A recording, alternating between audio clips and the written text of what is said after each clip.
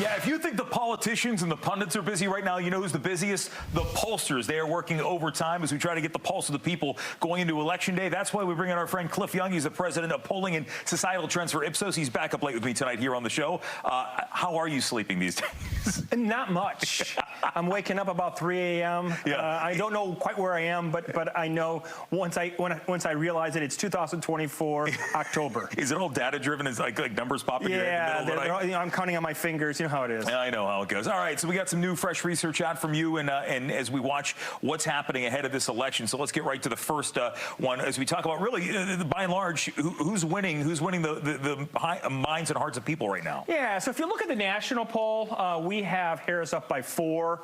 That's about at the average. If you take the average of all polls, is about 3 or 4. That's about where Biden was 4 years ago, about where Clinton was in 2016. But that's not what matters. Exactly. What matters are the swing states. Here we have 7 swing states as the overall average. It's Michigan, Wisconsin, Pennsylvania, Georgia, Nevada, North Carolina, and Arizona. And what do we find here? We basically find Trump up by 1. Yeah, and that's where it all comes down to. It comes down to those states because they're the ones that are. This is the whole show. Yeah, it's pretty incredible when you see that. I mean, how many times have we seen Democrats win the popular vote over the last 2 decades, but how many times they actually won the White House? Yeah, we've had it a number of times. Yeah. And the issue is it's shifting ever so slightly. So just a week ago, it was reversed. She was a point up, and so it is really neck and neck. All right, so we talk about the issues in this race here, immigration, inflation, and that seems to be the case here. Have we seen much change on these? Not much. It's pretty stable over time. It basically, inflation. You have those Biden inflation orphans, younger Americans, Black Americans, Hispanic Americans. They voted for Biden in 2020. They're frustrated because of inflation, and ultimately they're citing that as their #1 issue. Yeah, and down the road, I mean, the Democrats are really banking on the whole idea that I guess this would fold into the democracy argument that we've heard quite a bit about. Yeah, I mean, it's important. It's there at 23% if you take all the top 3 issues. At 23%. But like the #1 issue right now is inflation. Yeah, I think we talked about the last couple of times as well. Healthcare is at the bottom of the list here, when in reality, how many election cycles was that topic A for so many voters? Well, definitely in 2008 with Obama, it was super important. Well, the question is, what issues do the candidates have the edge on? And when it comes to certain topics, certainly Donald Trump has the lead when it comes to abortion, immigration, Harris on abortion. Yeah, just overall, these are the matchups between Harris and Trump specifically. Democrats and Harris typically are stronger on social issues. Trump and Republicans on the economy and national security. But the most important issue, economy, inflation, and jobs, Trump is up by 6 points.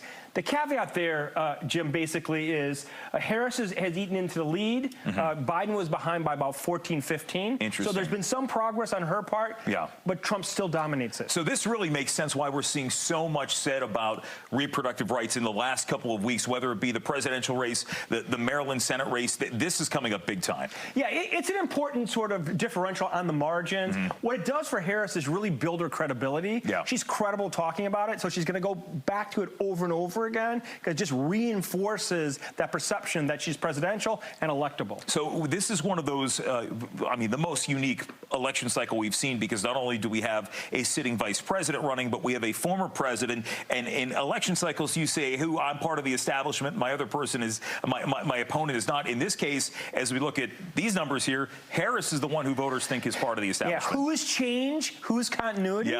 This is leaning towards a change election. Harris is associated, at least in Americans' mind, much more with the establishment, much more with the Biden administration. Trump less so.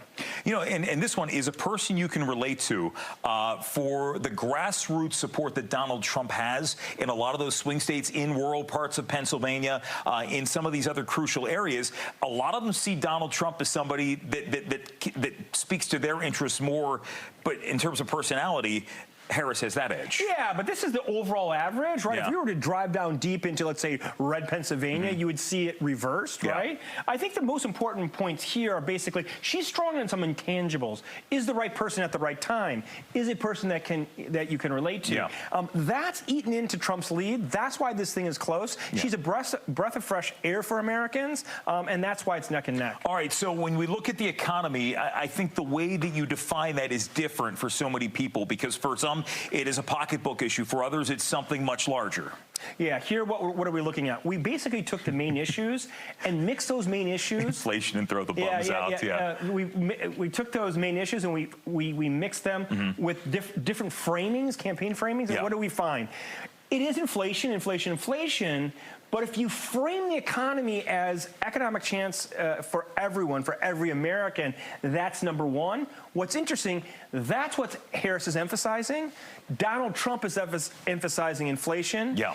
It's a war of framing right now. Who wins this war, in our opinion, in my opinion specifically, between inflation and economic opportunity for all Americans, will win the White House. All right, so there we go. We're looking at where things stand. Have you seen any demonstrable change in how we're seeing this race forming right now from the last time we saw you? Yeah, it's narrowing. Yeah.